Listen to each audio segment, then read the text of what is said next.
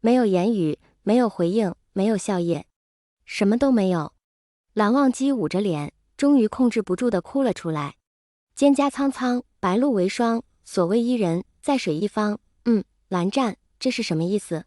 对心爱之人求而不得，只能遥遥远看，追不上的痛苦啊！这样，求而不得，遥遥远看。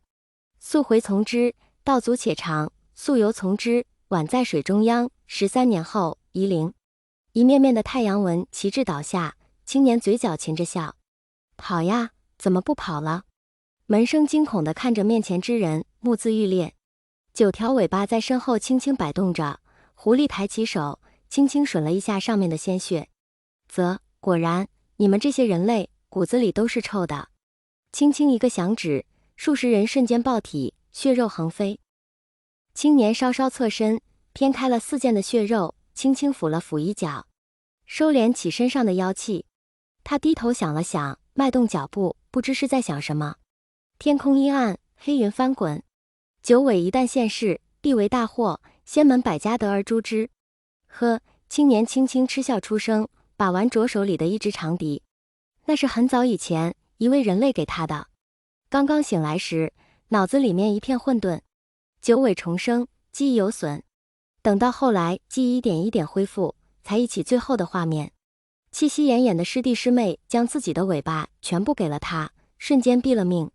温柔的师姐摸着他的头，笑着道：“我们阿县是九尾的命。”额间轻轻落下一吻，等到出去后，不要在意这些了，快活地活着吧。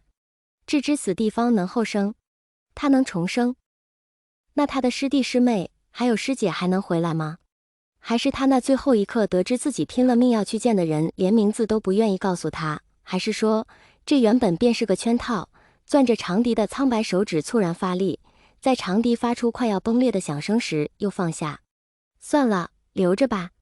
云梦灵狐事件一出，虽说温家手段极其残忍，但终究杀的是妖，不是人。虽有质疑之声，但也是稍稍提起便过。13年来，温氏愈发张狂，这次竟然让各世家交出首徒和名门修士来作饵。压抑已久的怒气登时有了发泄口，大小家族纷纷加入讨伐温氏的队伍，被世人称为射日之争。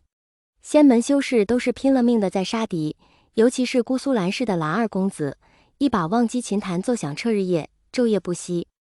世人皆道韩光君佼佼君子，大义在心，但也只有蓝曦臣才能在匆匆一瞥时能够看见蓝忘机那鲜血淋漓颤抖的双手。他不仅仅是在杀敌，他也在惩罚他自己呀。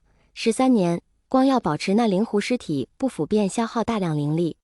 净室更是进不得，有一个刚刚上任的下人宋武善到净室，在问了几声后便径直进入，竟是被蓝忘机生生辞去。那个人成了他心里的一根刺，虽然表面看上去毫无影响，但轻轻一碰便是钻心的疼。疼就疼吧，好歹证明他的那颗心还活着。只要心没死，他的狐狸就永远活着。射日之争屡屡获得捷报，虽然死伤也较为惨重，但温氏所占据的地盘的确在一点点的收复。现在只剩下不夜天城了。蓝忘机、蓝曦臣和其他名门世家颇有威望的前辈在一起商讨，制定好计划便因自行动。但一路上预想到的阻碍全都被人清理干净，所到之处连人带兽一个不留，皆是爆体而亡，死无全尸。此等手法之残忍，实力之强大，都是不曾见过的。仙门世家实力较强者都参与了射日之争，按照计划并不会私下行动。蓝忘机看着墙壁上的划痕，若有所思。这只是淡淡的一道痕迹，就像是战斗时无意间划上的，极为隐蔽，不细看根本发现不了。一开始写的这些都太丑了，但是你的名字，我又舍不得划掉。后来的事情顺理成章，与在其商温氏内部的特务里应外合，再加上温若寒本身好似背下了什么咒，竟就这么死在了孟瑶的剑下。温氏上下独独失踪温朝一脉，温氏被除，仙门百家谱在不夜天设宴庆祝。宴席之上，觥筹交错。青年坐在不远处的屋檐上，黑色的衣摆无风自动，靴上的9瓣莲银铃随动作微微响动，眯起眼看了看大厅内热闹的人群，嗤笑一声，拿起酒壶，喉结滚动。先前云梦灵狐被灭，当时多少叫好之声，称除去一大祸害，现在反而成了讨伐温狗的一个借口了。说温狗丧心病狂，残忍至极，原来你们也会有心。等喝到只剩下最后一口，忽然记起了什么，举起酒壶道：“给师姐、师弟、师妹。”我的记性真的很差，你瞧瞧，你们不提醒我，我都快要忘了喝酒，还要给你们再烧上一口了。温巢那畜生已经解决掉了，我以后也尽量不去杀人了。